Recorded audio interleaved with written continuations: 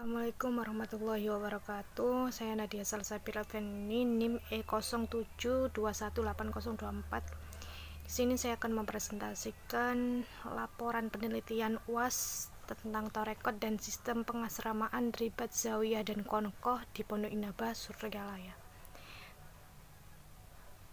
Di Pondok Inaba Suryalaya ini tarekatnya bersanad dari tarekat Naqsabandiyah wa Qadiriyah. Tarekat Naqsabandiyah wa Qadiriyah adalah sebuah tarekat yang didirikan oleh seorang sufi besar asal Indonesia, yakni Syekh Ahmad Khatib Al-Syambasi 878 Masehi. Beliau adalah ulama besar Nusantara yang tinggal di Mekah sampai akhir hayatnya. Tarekat ini merupakan gabungan dari dua tarekat, yakni Qadiriyah dan tarekat Naqsabandiyah. Tradisi tarekat Qadiriyah ini memiliki kebebasan bagi yang telah memiliki derajat mursyid. Dalam ajarannya, seperti apa yang diajarkan oleh tarekat Naqsabandiyah wa Qadiriyah ini, yang pertama adalah kesempurnaan suluk, yaitu keyakinan bahwa kesempurnaan sufi untuk mendekatkan diri kepada Allah jika berada dalam 3 dimensi, yaitu keimanan, Islam, iman, dan ihsan. Yang kedua adalah adab, sebagaimana seorang murid kepada mursyidnya yang memiliki ajaran dan prinsip dalam tarekat tersebut. Adab atau etika murid kepada mursyidnya diatur sedemikian rupa menyerupai adalah cara sahabat terhadap Nabi. Yang ketiga, zikir. Dalam tarekat Qadiriyah wa Naqsabandiyah ini dikenal dengan tarekat zikir. Zikir dilakukan terus-menerus sebagai suatu latihan psikologis agar seseorang dapat mengingat Allah Subhanahu wa taala setiap waktu. Dalam Pondok Inaba Suryalaya ini memiliki majelis zikir yang diadakan pada hari Kamis, minggu kedua dan minggu keempat. Dan yang terakhir adalah muraqabah, yaitu latihan psikologis untuk menanamkan keyakinan yang mendalam bahwa ibadahnya seorang hamba dilakukan dengan penuh kesadaran seolah-olah melihat Allah.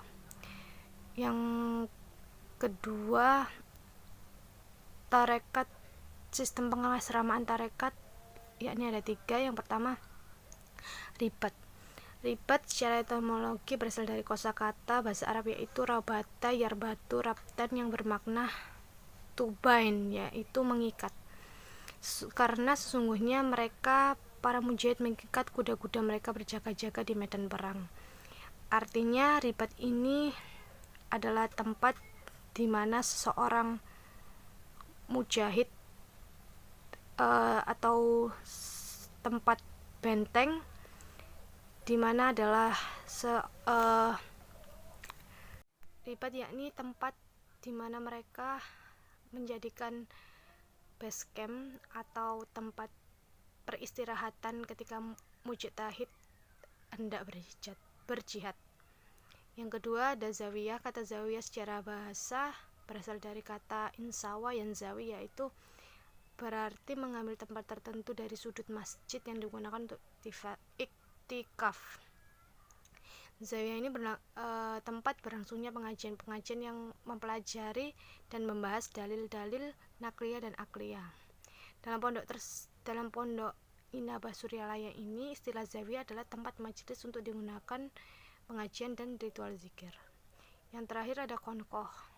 Konkoh adalah pemondokan di mana para murid dapat tinggal dan sekaligus merupakan latihan mistik. Tidak ada kesepakatan kata, berasal dari bahasa Persia konakho. Secara fisik, konkoh makin berkembang dan mencakup beberapa bagian baru, misalnya kompleks pemakaman untuk para sufi sendiri. Dan seiring berkembangannya waktu, pemondokan terus berkembang hingga ke Indonesia. Hal ini sebagai sarana pembelajaran dan pendidikan bagi kalangan kaum muslim awal untuk menyebarkan Islam. Pondok Inaba Suryalaya ini berdiri pada 1905 yang dirintis langsung oleh Syekh Abdullah bin Nur Muhammad atau yang dikenal dengan Abah Sepuh. Pondok ini terkenal karena berhasil mengobati para pecandu narkoba dengan mengandalkan nilai-nilai hakiki agama Islami, yakni berzikir dan ritual-ritual Islami lainnya seperti terapi, zikir, dan sekian. Terima kasih. Ini adalah dokumentasi dari penelitian saya di Pondok Suryalayah Inaba. Wassalamualaikum warahmatullahi wabarakatuh.